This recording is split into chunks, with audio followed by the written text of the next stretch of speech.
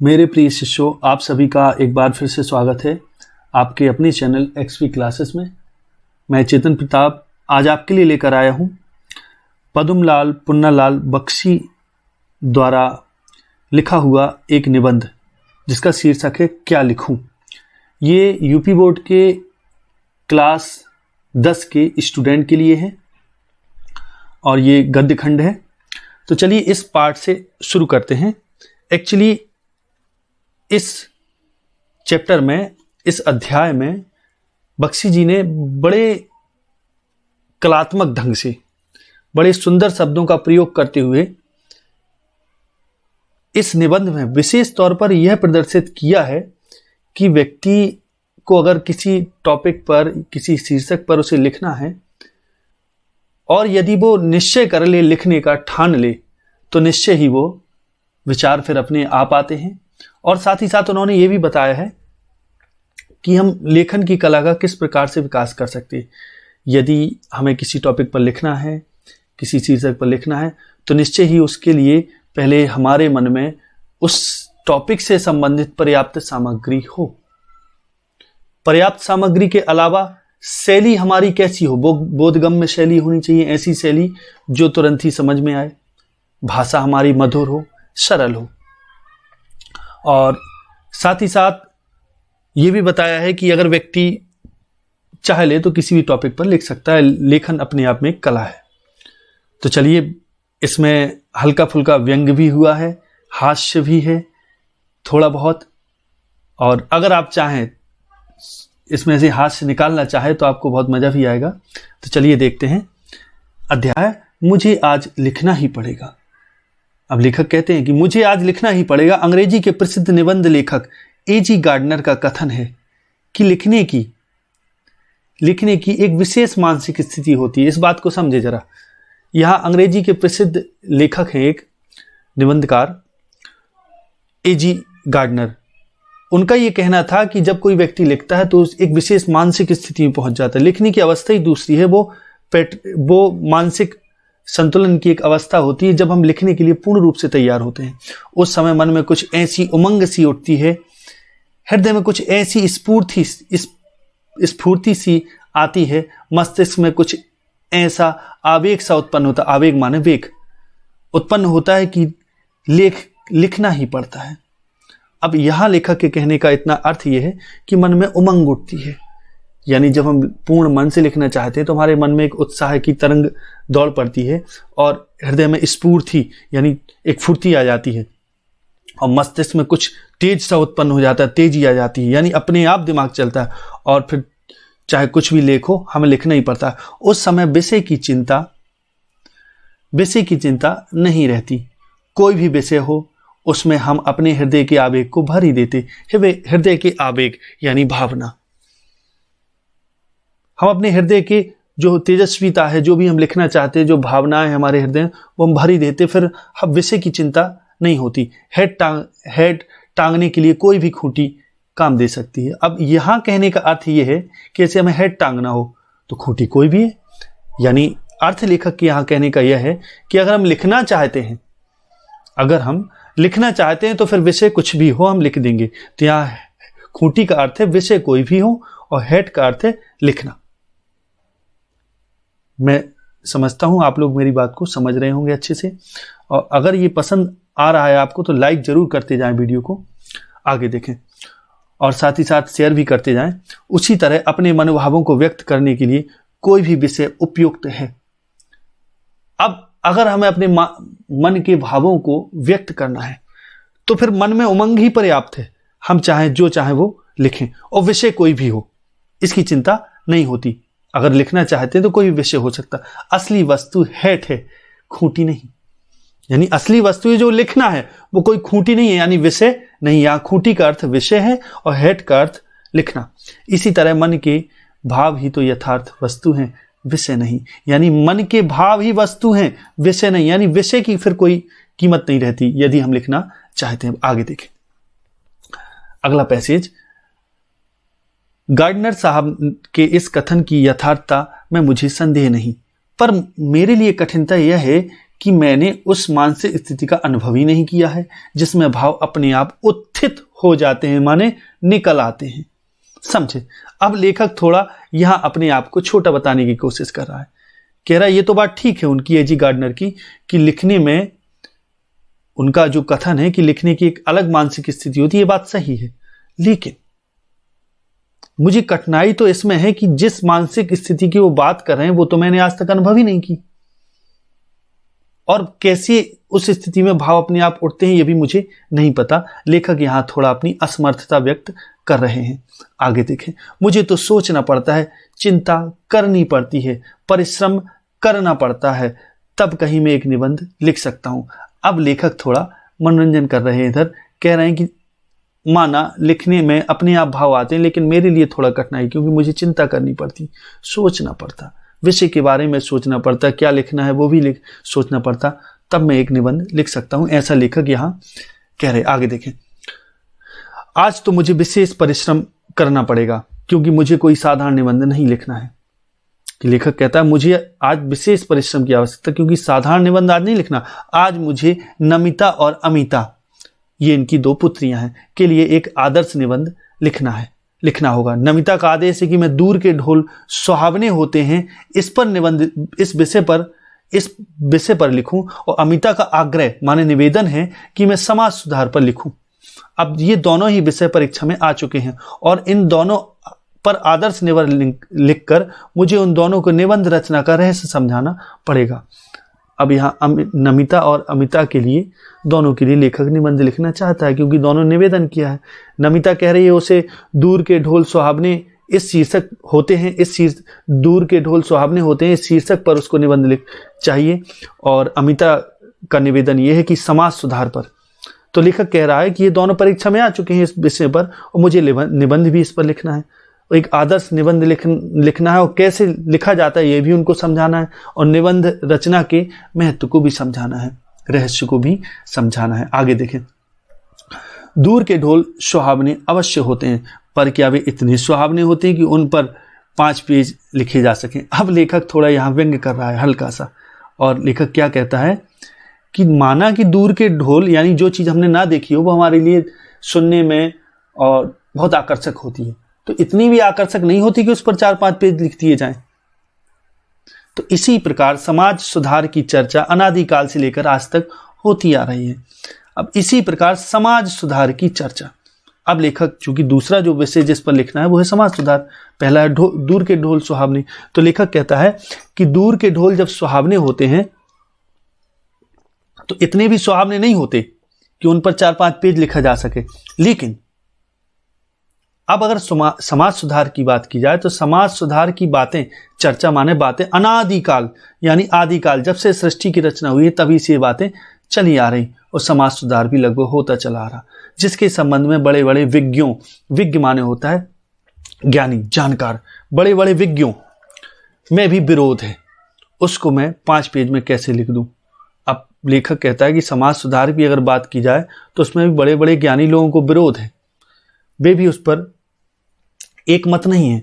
तो लेखक कहता है बताओ मैं इस पर कैसे लिखूं, अर्थात लिखूं तो लिखूं कैसे। मैंने सोचा कि सबसे पहले निबंध शास्त्र के आचार्यों की सम्मति जान लूं। अब इधर निबंध शास्त्र यानी निबंध कैसे लिखा जाता है, उससे संबंधित जो शास्त्र है उसके जो आचार्य हैं यानी जो ज्ञानी लोग हैं उनकी सम्मति अर्थात उनकी अनुमति तो ले लूं। अब यहां अनुमति लेने से अर्थ क्या है इसको समझे जरा। सम्मति से क्या अर्थ है? इससे अर्थ यह है, लेखक ये बताना चाह रहा है कि हमें कोई निबंध लिखने से पहले उससे संबंधित संपूर्ण जानकारी होनी चाहिए, कि बड़े बड़े उस विषय से संबंधित या उस निबंध से संबंधित या निबंध लेखन से संबंधित जो बड़े बड़े आचार्य हो गए हैं, महान लेखक हो गए हैं, उन्होंने कैसे लिखा, उनसे वो चीजें सीख लेनी चाहिए। आगे देखें, पहले तो यह समझ लूं कि आदर्श निबंध है क्या और वह कैसे लिखा जाता है, तब फिर मैं भविष्य की चिंता करूंगा। लेखक बात करता है पहले तो अब लिखने से पहले हमें यह जान लेना चाहिए कि आदर्श निबंध होता क्या है, वह लिखा कैसे जाता है। फिर आगे की बात, भविष्य की चिंता कहने का मतलब फिर आगे क्या लिखना है उसकी सोचना फिर एक नई बात है। इसलिए मैंने निबंध शास्त्र के कई आचार्यों की रचनाएं देखी। अब लेखक कह रहा है मैंने निबंध शास्त्र के कई आचार्यों की रचनाएं देखी, अर्थात कई निबंधों को पढ़ा उन विषयों से संबंधित जिन विषयों पर नमिता और अमिता ने अपनी इच्छा जाहिर की है। आगे देखें, एक विद्वान का कथन है कि निबंध छोटा होना चाहिए। अब लेखक बड़े बड़े आचार्यों की यहां सम्मति देते हुए कहते हैं कि एक विद्वान का कथन है कि निबंध छोटा होना चाहिए। छोटा निबंध बड़े की अपेक्षा अधिक अच्छा होता है, क्योंकि बड़े निबंध में रचना की सुंदरता नहीं बनी रह सकती। बात सही है। अगर हम बड़े निबंध को लिखेंगे तो जाहिर सी बात है कहीं ना कहीं हम मूल जो विषय है उससे थोड़ा बहुत हट सकते हैं, या हमारी भाषा सरलता से जटिल हो सकती है, या हमारी थोड़ा बहुत शैली बदल सकती है। इस तरीके से उसमें कहीं ना कहीं विभेद आ सकता है, बदलाव आ सकता है। इसलिए छोटा निबंध लेखक कह रहा है कि वो सही है, निबंध की रचना में सुंदरता भी जिससे बनी रहेगी। अब इस कथन को मान लेने में ही मेरा लाभ है। लेखक कहता है इस कथन को अगर विद्वानों के मान लिया जाए तो इसमें थोड़ा अच्छा ही है। मुझे छोटा ही निबंध लिखना है, बड़ा नहीं। पर लिखूं कैसे? अब लेखक प्रश्न करता है स्वयं से, कहता है लिखूं कैसे? छोटा तो लिखना है, लेकिन लिखूं कैसे? तो निबंध शास्त्र के उन्हीं आचार्य महोदय का कथन है कि निबंध के दो प्रधान अंग है, सामग्री और शैली। अब बात करते हैं थोड़ा साहित्यिक। तो लेखक ये कहता है कि निबंध शास्त्र के जो बड़े बड़े आचार्य हैं उनका ये कहना है कि निबंध के दो अंग हैं, एक है सामग्री और दूसरा है शैली। पहले तो मुझे सामग्री एकत्र करनी होगी। अब सामग्री का अर्थ क्या है, फिर समझे। सामग्री का अर्थ होता है कि जिस विषय में हम लिखना चाहते हैं उस विषय से संबंधित विचारों का समूह ही सामग्री है। और शैली क्या है, किस प्रकार से लिखना है, किस तरीके से लिखना है, किस भाषा का प्रयोग करना है, किन शब्दों का प्रयोग करना है, ये शैली से संबंध रखता है। आगे देखें, मुझे सामग्री एकत्रित करनी होगी, विचार समूह संचित करना होगा, माने इकट्ठा करना होगा। इसके लिए मुझे मनन करना चाहिए, माने सोचना चाहिए, चिंतन करना चाहिए गहराई से। यह तो सच है कि जिसने जिस विषय का अच्छा अध्ययन किया है उसके मस्तिष्क में उस विषय के विचार आते हैं। अब यहां लेखक ने बहुत बड़ी बात कही, इसको मेरे सभी विद्यार्थी समझे। यहां उन्होंने कहा है कि यह तो सच है कि जिसने जिस विषय का अच्छा अध्ययन किया है उसके मस्तिष्क में उस विषय के विचार आते हैं। यानी सीधी सी बात है, उसके कहने का अर्थ बिल्कुल ही स्पष्ट है। अगर हम किसी संबंध में लिखना चाहते हैं तो जाहिर सी बात है पहले उस संबंध से संबंधित यानी उस विषय से संबंधित हमें पूर्ण जानकारी हो, उसका गहराई से हमने अध्ययन किया हो, तभी उस विषय से संबंधित ज्यादा से ज्यादा विचार हमारे मन में आ सकते हैं। तो लेखक के कहने का अर्थ यह हुआ कि अधिक से अधिक लिखने से पूर्व जो पहली चीज है सामग्री, वो सामग्री कैसे इकट्ठा होगी? सामग्री इकट्ठा होगी आपके अत्यधिक अध्ययन से। ध्यान रहे, इतिहास में जितने भी बड़े बड़े लेखक हुए हैं उन्होंने पहले जरूरत से ज्यादा अध्ययन किया है, फिर बाद में वो किसी संबंध पर या किसी विषय पर वो लिख पाए। तो मैं समझता हूं जो मैं कहना चाह रहा हूं वो आपको समझ में आ रहा होगा। अगर समझ में आ रहा है तो वीडियो को लाइक जरूर करें। आगे देखें, पर यह कौन जानता था कि दूर के ढोल सुहावने पर भी निबंध लिखने की आवश्यकता होगी। लो, अब लेखक थोड़ा व्यंग्य करते हुए कह रहे हैं लेखक, और क्या कह रहे हैं वो कि दूर के ढोल सुहावने पर भी निबंध लिखना पड़ेगा, यह किसी ने न सोचा होगा। यदि यह बात पहले ज्ञात होती तो पुस्तकालय में जाकर इस विषय का अनुसंधान माने जांच कर लेता, पर अब समय नहीं, क्योंकि कल ही देना है, क्योंकि उनकी नमिता अमिता ने कहा है कि निबंध इन विषय पर तैयार करना है और निश्चित ही जल्दी ही उनको लिख के देना है। तो लेखक कह रहा है इतना समय नहीं, मुझे तो यहीं बैठकर 2 घंटों में 2 निबंध तैयार करने होंगे। यहाँ ना तो विश्वकोश है, विश्वकोश माने डिक्शनरी, और ना कोई ऐसा ग्रंथ है जिसमें इन विषयों की सामग्री उपलब्ध हो सके, और ना ही कोई ऐसा ग्रंथ ही है जिसमें इन विषयों से संबंधित सामग्री अर्थात विचार उपलब्ध हो सके। अब तो मुझे अपने ही ज्ञान पर विश्वास कर लिखना होगा। लेखक कह रहा अब तो मुझे अपने ही ज्ञान पर विश्वास करना पड़ेगा, अर्थात मैं क्या सोचता हूं इस संबंध में, इन दोनों विषयों पर, उस आधार पर ही मुझे लिखना पड़ेगा। अब आगे देखें, विज्ञों का कथन है कि निबंध लिखने के पहले उसकी रूपरेखा बना लेनी चाहिए। विज्ञ माने जानकार, जो विद्वान लोग हैं, लेखक कहता है उनका कथन है कि जिस विषय पर हम लिखना चाहें उस विषय पर पहले हमें उसकी रूपरेखा लिख लेनी चाहिए। रूपरेखा अर्थात क्या लिखना है, क्या उनकी हेडिंग होगी, क्या होगा, ये सब हमें लिखना, पहले से उसकी रूपरेखा बना लेनी पड़ेगी। अतएव सबसे पहले मुझे दूर के ढोल सुहावने की रूपरेखा बनानी है। मैं सोच ही नहीं सकता कि इस विषय की कैसी रूपरेखा है। इस निबंध लिख लेने के बाद मैं उसका सारांश कुछ ही वाक्यों में भले ही लिख दूं, पर निबंध लिखने के पहले उसका सार 10-5 शब्दों में कैसे लिखा जाए। अब लेखक जब रूपरेखा की बात कर रहा है तो लेखक यह कह रहा है कि मान लिया मैं उसका सार तो एकाध शीर्षक डाल के कुछ शब्दों में, कुछ वाक्यों में उसका सार तो लिख सकता हूं, लेकिन सार लिखने से पहले पूरे निबंध को 10-5 शब्दों में कैसे लिखूं मैं। यानी 10-5 शब्दों में लिखने का अर्थ है उसका कि उसकी रूपरेखा मैं कैसे बनाऊं। क्या सचमुच हिंदी के सब विज्ञ लेखक पहले से अपने अपने निबंधों के लिए रूपरेखा तैयार कर लेते हैं? अब लेखक बात कर रहा है यहाँ, क्या ऐसा होता है कि जो बड़े बड़े विद्वान हैं, अगर वे कोई निबंध लिखते हैं, क्या वे पहले से कोई रूपरेखा तैयार करते हैं? तो लेखक यहाँ एक अनुमानतः एक बात कह रहे हैं कि क्या ऐसा होता है।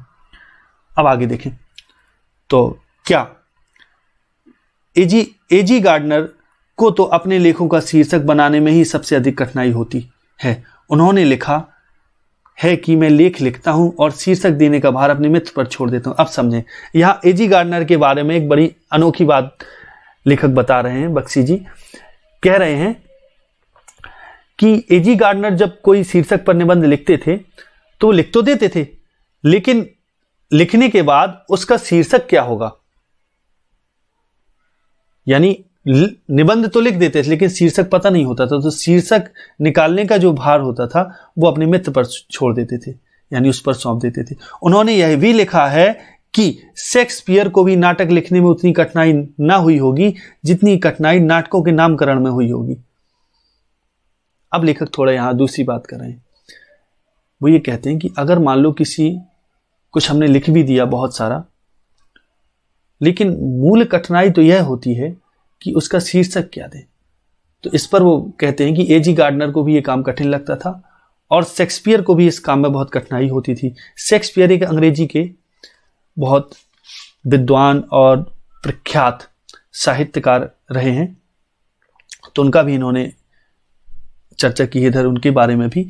तभी तो घबरा कर नाम न रख सकने के कारण उन्होंने अपने एक नाटक का नाम रखा जैसा तुम चाहो। यहां जैसा तुम चाहो का हिंदी में अनुवाद लिखा है। एक्चुअली में इनका जो नाटक है उसका नाम है as you like it, as you like it, यानी जैसा तुम चाहो।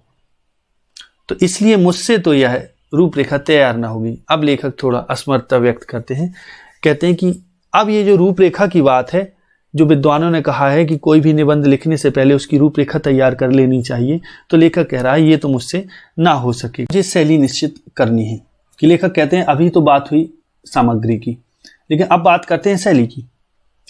तो सामग्री तो हो गया जिस विषय पर लिखना है उस विषय से संबंधित विचार, और शैली हो गई कि कैसे लिखना है, तरीका क्या है। तो आचार्य महोदय का कथन है कि भाषा में प्रवाह होना चाहिए, यानी भाषा में प्रवाह यानी गति होनी चाहिए। इसके लिए वाक्य छोटे छोटे हों पर एक दूसरे से संबंध हो। अब लेखक कहता है जब भी हम लिखें तो भाषा में एक प्रवाह हो और वाक्य छोटे छोटे हों, वाक्य छोटे छोटे हों और एक दूसरे से संबद्ध हों, यानी जुड़े हों। यह तो बिल्कुल ठीक है, मैं छोटे छोटे वाक्य अच्छी तरह लिख सकता हूं। लेखक कहता है यह भी ठीक है, छोटे छोटे वाक्य की अगर बात है तो मैं ये वाक्य तो लिख सकता हूं, पर मैं हूं मास्टर। लेखक कहता है लेकिन मैं हूं मास्टर, कहीं नमिता और अमिता यह ना समझ बैठें कि मैं यह निबंध बहुत मोटी अक्ल वालों के लिए लिख रहा हूं। मोटी अक्ल माने जिनको दिमाग कम है उनके लिए लिख रहा हूं। तो अपनी विद्वता का प्रदर्शन करने के लिए, अपना गौरव स्थापित करने के लिए आवश्यक है कि वाक्य कम से कम आधे पृष्ठ में तो समाप्त हो। अब लेखक कहता है अगर मैं छोटे छोटे वाक्य लिखता हूं तो कहीं नमिता अमिता यह ना समझ बैठे कि यह मैंने बहुत ही छोटी बुद्धि, मोटी अक्ल वाले, यानी जिनके पास कम बुद्धि हो उनके लिए लिख दिया। अब लेखक कहता है तो अपनी विद्वता यानी अपनी अपने नॉलेज, अपने ज्ञान का प्रदर्शन करने के लिए और अपना गौरव बनाए रखने के लिए कि मैं एक टीचर हूं, इस बात का गौरव बनाए रखने के लिए आवश्यक है कि वाक्य जो हो वो कम से कम आधे पृष्ठ में तो समाप्त हो। अब बाणभट्ट ने कादंबरी में ऐसे ही वाक्य लिखे हैं। अब बाणभट्ट कादंबरी के रचनाकार बाणभट्ट पुराने लेखक हैं, ये लगभग काफी वर्ष पहले। तो वाक्यों में कुछ अस्पष्टता भी चाहिए, क्योंकि यह अस्पष्टता या दुर्बोधता गांभीर्य ला देती है। समझे, यहां लेखक थोड़ी बड़ी बात कर रहा है और लेखक इसमें ये कहना चाह रहे हैं कि अगर वाक्य बड़े होंगे तो वाक्य अस्पष्ट हो जाएंगे, यानी कम स्पष्ट समझ में आएंगे, और दुर्बोध हो जाएंगे, यानी जो बोध यानी समझ में बुरी तरह आए, बड़ी मुश्किल में समझ में आए, वो दुर्बोध कहलाती। और गांभीर्य भी आ जाएगा उनमें। तो इससे ये पता चलेगा, लेखक के कहने का अर्थ ये है कि इससे ये पता चलेगा कि जो लिखने वाला है वह कोई विद्वान है विशेष। तो इसलिए संस्कृत के प्रसिद्ध कवि श्रीहर्ष ने जानबूझकर अपने काव्य में ऐसी गुत्थियां डाल दी हैं जो अज्ञों से ना सुलझ सके। अज्ञों माने अज्ञानियों से, गुत्थियां माने पहेलियां या ऐसी चीजें जो समझने में कठिन हो। गूंथ दिया, उसको उलझा दिया। यानी जो बड़े बड़े कवि होते हैं, जैसे श्रीहर्ष की यहां बात की गई, संस्कृत के प्रसिद्ध कवि, उन्होंने अपने काव्य में बड़ी बड़ी गुत्थियां डाली जो अज्ञ यानी अज्ञानी लोगों की जो समझ में नहीं आए, वे उसको सुलझा नहीं सकते। और सेनापति ने भी अपनी कविता मूढ़ों के लिए दुर्बोध कर दी। सेनापति भी एक कवि हुए हैं जिन्होंने अपनी कविता मूढ़ों के लिए दुर्बोध कर दी। अब सेनापति 16वीं शताब्दी के ब्रज भाषा के प्रसिद्ध कवि हैं जिन्होंने कवित्त रचनाकर नामक काव्य ग्रंथ की रचना की है। कवित्त रचनाकर, तो उन्होंने भी ऐसे किया। उन्होंने भी जो मूढ़ लोग हैं, अज्ञानी लोग हैं, उनके लिए अपनी कविता को दुर्बोध कर दिया। दुर्बोध माने जो बड़ी मुश्किल में बोध में आए, समझ में आए। तभी तो लेखक कहता है, तभी तो अलंकार, मुहावरे, अलंकारों, मुहावरों, लोकोक्तियों का समावेश भी निबंधों के लिए आवश्यक बताया जाता है। अलंकार आप जानते ही हैं, मुहावरे, लोकोक्तियां यानी लोगों के बीच प्रचलित युक्ति यानी कथन, मुहावरे वगैरह, इन सब चीजों को का समावेश निबंधों में इसलिए किया जाता है ताकि उनकी भाषा थोड़ा दुर्बोध हो जाए, जो अज्ञानियों के समझ में ना आए, लेकिन जो ज्ञानी लोग हैं उनके समझ में आ जाए। तब क्या किया जाए? अब लेखक प्रश्न करता है, अब समझ में नहीं आ रहा है कि अब करें क्या, किस प्रकार से लिखें। तो आगे देखें, अंग्रेजी के निबंधकारों ने एक दूसरी पद्धति को अपनाया है। उनके निबंध इन आचार्यों की कसौटी पर भले ही खरे सिद्ध ना हो, पर अंग्रेजी साहित्य में उनका मान अवश्य है। अब लेखक थोड़ा बात करते हैं अंग्रेजी निबंधकारों की, जिन्होंने दूसरी पद्धति को अपनाया। तो उनके जो निबंध है, जो ऊपर उपरोक्त जो जिन जिन आचार्यों की बात की गई है, उन आचार्यों की कसौटी यानी उनकी तराजू पर भले ही ये इनकी तौल सही ना बैठती हो, लेकिन लिखा उन्होंने दूसरी पद्धति से, दूसरे सिस्टम से, दूसरे तरीके से। खरे, खरे माने होता है शुद्ध, शुद्ध सही, शुद्ध सिद्ध होना। पर अंग्रेजी साहित्य में उनका मान अवश्य है। लेकिन अंग्रेजी साहित्य में अंग्रेजी निबंधकारों की जो भी रचनाएं हैं उनका बहुत मान है, बहुत महत्व है। मान माने सम्मान है। उस पद्धति के जन्मदाता मार्टेन समझे जाते हैं। अब जिस पद्धति की बात हो रही, उस पद्धति के जन्मदाता मार्टेन समझे जाते हैं। अब ये जो मार्टेन, ये भी बहुत प्रसिद्ध लेखक रहे हैं अंग्रेजी साहित्य के। आगे देखें, उन्होंने स्वयं जो कुछ देखा, सुना और अनुभव किया, उसी को अपने निबंधों में लिपिबद्ध कर दिया।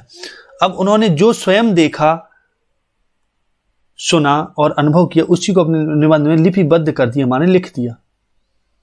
अक्सर जो बड़े बड़े लेखक होते हैं, निबंधकार होते हैं या नाटककार जो भी हुए, वे मूलतः जिस समसामयिक स्थिति में, समय में वो जी रहे होते हैं, उसी से संबंधित और उसी समकालीन स्थिति से संबंधित चीजों को लिखा करते हैं भी।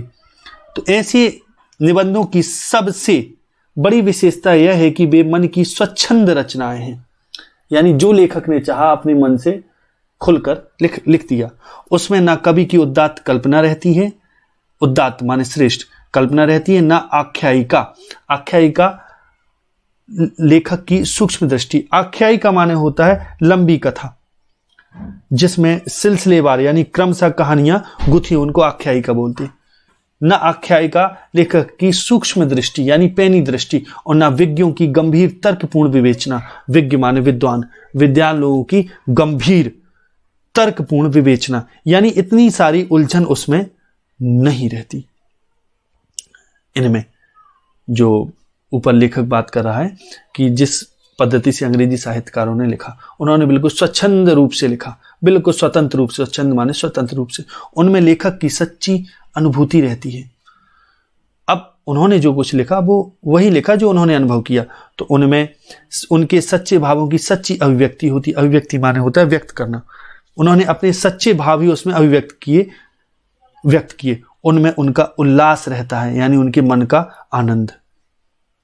और ये निबंध तो उस मानसिक स्थिति में लिखे जाते हैं जिसमें न ज्ञान की गरिमा रहती है, न कल्पना की महिमा, जिसमें हम संसार को अपनी ही दृष्टि से देखते हैं और अपने ही भाव से ग्रहण करते हैं। अब ये निबंध ऐसे होते हैं जिनमें ये निबंध तो उस मानसिक स्थिति में लिखे जाते हैं जिसमें न ज्ञान की गरिमा। अब ज्ञान की गरिमा कहने का लेखक का अर्थ है कि हमें विशेष ये बोध नहीं रहता लिखते समय कि हम बहुत बड़े ज्ञानी हैं, यानी उस गरिमा का ध्यान नहीं देते, क्योंकि सामान्य अनुभव है, जो भी अनुभव लेखक करता है वो लिखता है, तो उसमें कोई विशेष ज्ञान की आवश्यकता भी नहीं है, और ना कल्पना की महिमा, ना ही कुछ कल्पना करने की आवश्यकता है, क्योंकि वहाँ जो भी सामान्य परिस्थिति में अनुभव करते हैं वही लिखते हैं। तो जिसमें हम संसार को अपनी ही दृष्टि से देखते हैं और अपने ही भाव से ग्रहण करते हैं वही, यानी जैसा संसार को देखा, जैसा ग्रहण किया, वैसे ही लिख दिया। तब इसी पद्धति का अनुसरण कर मैं भी क्यों ना निबंध लिखूं। अब लेखक बात करता है, तब मैं इसी पद्धति का अनुसरण क्यों ना करूं और निबंध लिख दूं। पर मुझे तो 2 निबंध लिखने होंगे। लेखक कहता है लेकिन मुझे तो 2 निबंध लिखने हैं, एक की बात ही नहीं, यहां 2 निबंध लिखने हैं। आगे देखें, मुझे अमीर खुसरो की एक कहानी याद आई। अब लेखक टर्न लेते हुए एक कहानी पर आते हैं और क्या कहते हैं कि मुझे अमीर खुसरो की एक कहानी याद आई। एक बार प्यास लगने पर वे एक कुएं के पास पहुंचे। वहां 4 औरतें पानी भर रही थी। पानी मांगने पर पहले उनमें से एक ने खीर पर कविता सुनने की इच्छा प्रकट की, दूसरी ने चरखे पर, तीसरी ने कुत्ते पर और चौथी ने ढोल पर। अमीर खुसरो प्रतिभावान थे, यानी बहुत टैलेंटेड थे, मेधावी थे। उन्होंने एक ही पद में चारों की इच्छाओं की पूर्ति कर दी। ध्यान दीजिएगा, पहली ने खीर पर कविता, दूसरी ने चरखे पर, तीसरी ने कुत्ते पर, चौथी ने ढोल पर। तो अमीर खुसरो तो टैलेंटेड थे। लेखक कह रहा है लेकिन मैं इतना टैलेंटेड नहीं हूं। और उन्होंने एक ही पद में उन सभी की इच्छाओं की पूर्ति कर दी। अब उन्होंने क्या कहा, खीर पकाई जतन से, चरखा दिया चला, आया कुत्ता खा गया, तू बैठी ढोल बजा। तो यहां खीर का भी उन्होंने चर्चा कर दी, चरखे की चर्चा कर दी, कुत्ता की चर्चा कर दी और ढोल की चर्चा कर दी। तो इस तरीके से चारों चीजों को उन्होंने एक में ही समावेशित कर दिया, यानी मिला दिया। तो इधर ये कहानी चर्चा करने का अर्थ ये है, उनका मतलब ये है, इस अर्थ से लेखक ने इस कहानी को लिया है कि जो प्रतिभावान लेखक होता है वो किसी भी संबंध में, किसी भी विषय पर तुरंत ही उस मानसिक स्थिति में पहुंच जाता है जिस पे उसको लिखना होता है, और उससे संबंधित सामग्री यानी विचार उसको तुरंत ही उसके मन में आ जाती और वो लिख देता है। तो जैसे कि अमीर खुसरो ने उन चारों स्त्रियों की इच्छा को एक ही पद में पूरा कर दिया। आगे देखें, मुझ में अमीर खुसरो की प्रतिभा नहीं है। लेखक कहता है मुझ में लेकिन ऐसी प्रतिभा नहीं है, पर उनकी इस पद्धति को स्वीकार करने में मेरी कठिनाई आधी रह जाती है। लेखक लेकिन कहता है कि अगर मैं अमीर खुसरो की इस तकनीक को अपना लूं कि खट्टा, मैं दोनों विषय पर जो नमिता और अमिता ने कहा है उन पर मैं लिखना चाहूं और मैं इसी तकनीक से लिख दूं कि खट्टा समावेश कर दूं, तो इससे मेरी कठिनाई आधी हो जाएगी और मैं भी एक निबंध में इन दोनों विषयों का समावेश कर दूंगा। एक ही ढेले से 2 चिड़ियां मार दूंगा। एक ही ढेले से 2 चिड़ियां मारने का मतलब है, मतलब है एक पत्थर से, एक तीर से 2 शिकार। अब दूर के ढोल सुहावने होते हैं क्योंकि उनकी कर्कशता दूर तक नहीं पहुंचती। इस अर्थ को समझें।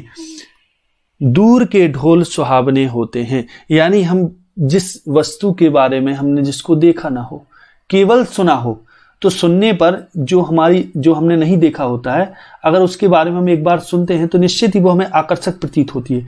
वो इसलिए प्रतीत होती है क्योंकि हमने उसको नजदीक से नहीं देखा होता है, और जब नहीं देखा होता है तो हमें वो लुभावनी मन में लगती है और उसमें कितनी जटिलता छुपी है वो हमें पता नहीं चलती। इसी प्रकार जो दूर के ढोल होते हैं, यानी ढोल अगर दूर बज रहे हो तो दूर से तो मंद सुनाई देंगे, तो उनकी ध्वनि जो होगी मधुर लगी, लेकिन जैसे ही ढोल के बिल्कुल नजदीक पहुंच के सुना जाए तो बड़े कर्कश, यानी सुनने में कठोर उसकी ध्वनि प्रतीत होती है। जब ढोल के पास बैठे हुए लोगों के कान के पर्दे फटते हैं, तब दूर किसी नदी के तट पर संध्या समय यानी सांझ के समय किसी दूसरे कान में वही शब्द मधुरता का संचार कर देते हैं। बात वही हुई, यानी जो दूर से जो मधुर है वो पास से वो कर्कश लगती है।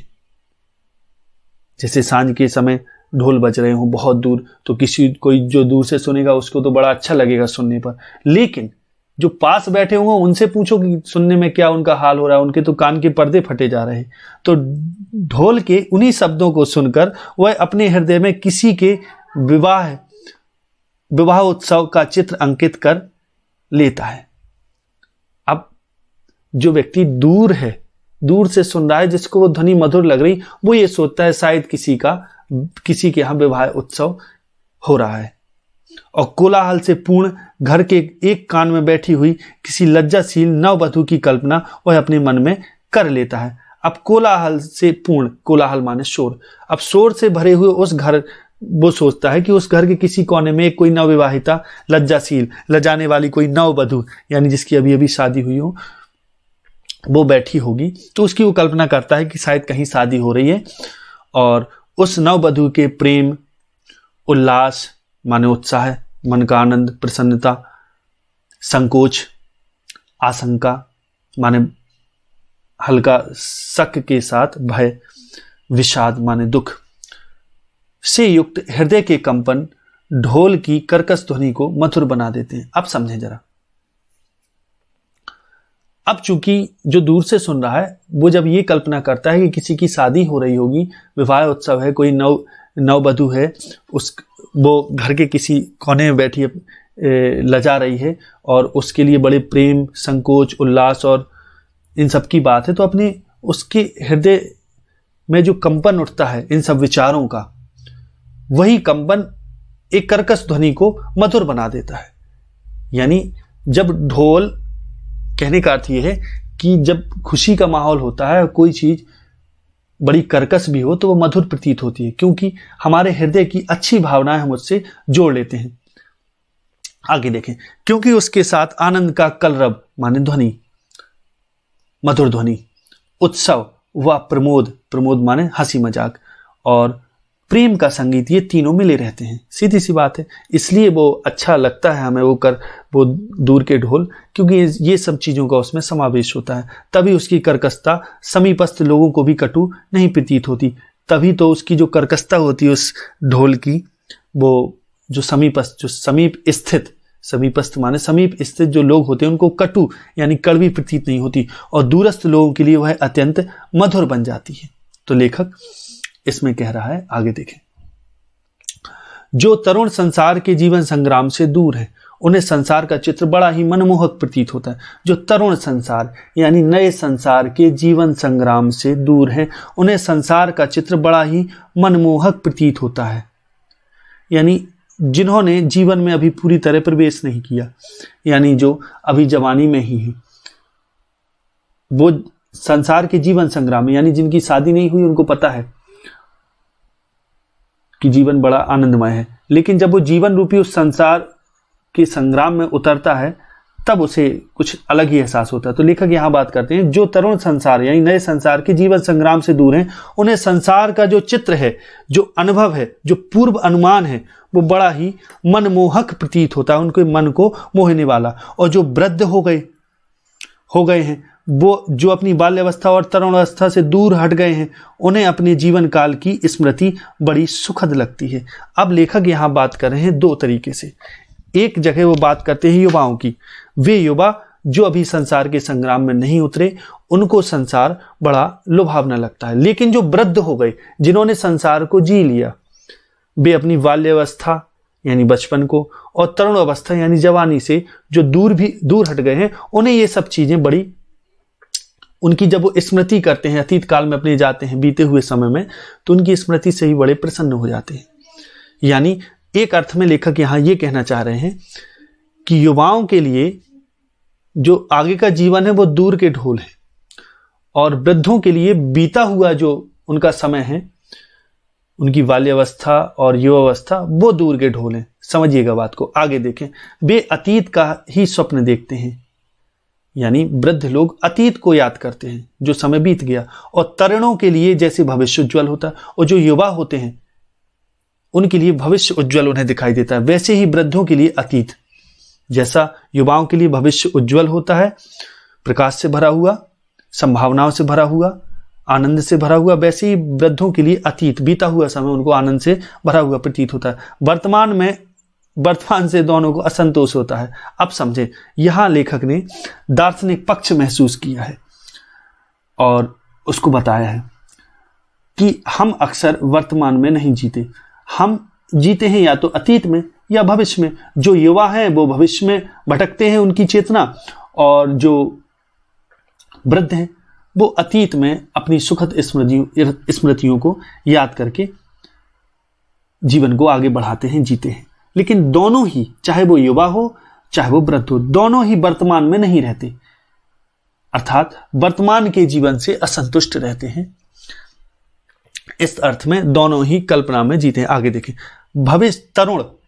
तरुण भविष्य को वर्तमान में लाना चाहते हैं और वृद्ध अतीत को खींचकर वर्तमान में देखना चाहते हैं। अब यहां बड़ी विडंबना की बात की है लेखक ने, और कहा है कि जो युवा हैं वो भविष्य को वर्तमान में लाना चाहते हैं, अर्थात भविष्य की जो कल्पनाएं वे मन में रखते हैं, उन कल्पनाओं को वर्तमान में ही पूरा करना चाहते हैं। और जो वृद्ध हैं वे अतीत यानी बीते हुए समय को खींचकर वर्तमान में देखना चाहते हैं कि काश ऐसा फिर से हो जाए।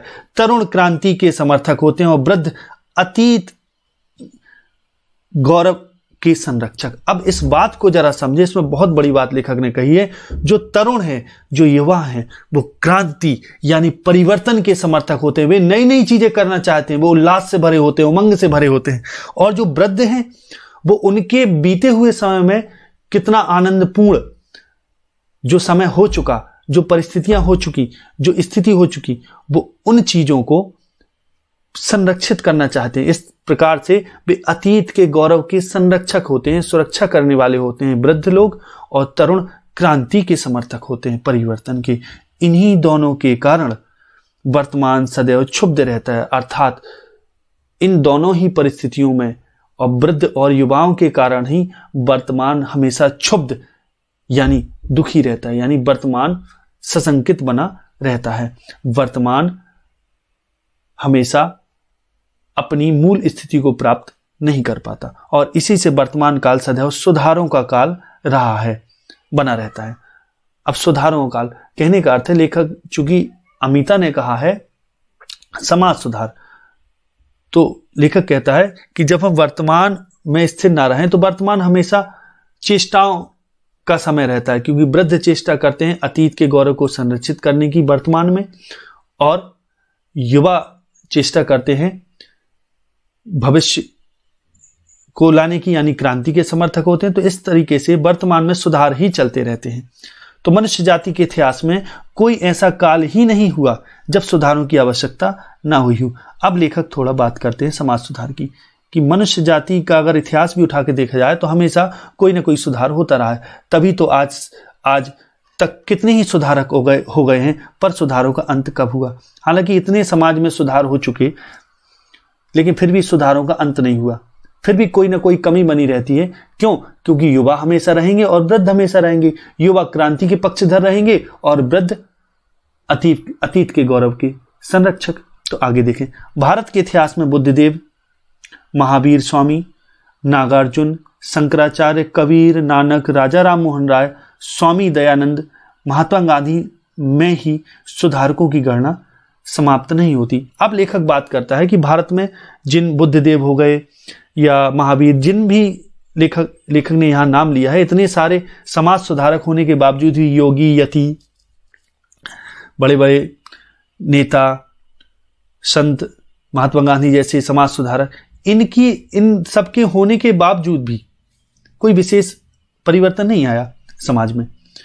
और अगर आया भी है तो केवल यह नहीं कहा जा सकता कि इन्होंने ही केवल समाज को सुधारा, क्योंकि प्रत्येक व्यक्ति समाज में अपना एक विशेष योगदान देकर ही इस संसार से जाता है। आगे देखें, अब भले ही वो योगदान नकारात्मक भी हो सकता है, समाज की गति में सहायक भी हो सकता है या सहायक नहीं हो सकता, समाज की उन्नति में सहायक हो सकता है या अवनति का कारण भी हो सकता है, यह बात अलग है।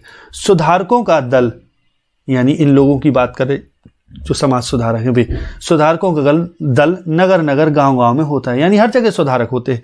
यह सच है कि जीवन में नए नए क्षेत्र उत्पन्न होते जाते हैं और नए नए सुधार होते जाते हैं। हाँ, ये बात अलग है, समय के परिवर्तन होने के साथ साथ नए नए क्षेत्रों का विकास होता है, नए नए क्षेत्र, नई नई संभावनाएं खुलती हैं विकास की, उन्नति की, और नए नए सुधार होते जाते हैं उन संभावनाओं के हिसाब से। और ना दोषों का अंत है और ना सुधारों का, यानी समाज में अगर हम एक सुधार कर देंगे तो जरूरी नहीं है वो सुधार स्थिर भी रहेगा, फिर कोई दूसरी बुराई आ जाएगी, अब उसको सुधारो। तो इस प्रकार से समाज में कभी भी दोषों का भी अंत नहीं होता और ना ही सुधारों की समाप्ति। जो कभी सुधार थे वही आज दोष हो गए और उन सुधारों का फिर नव सुधार किया जाता है। इस प्रकार से ये निरंतर कार्य जारी रहता है, तभी तो यह जीवन गतिशील माना गया है। अब लेखक यहां बात बड़े पते की कर रहा है।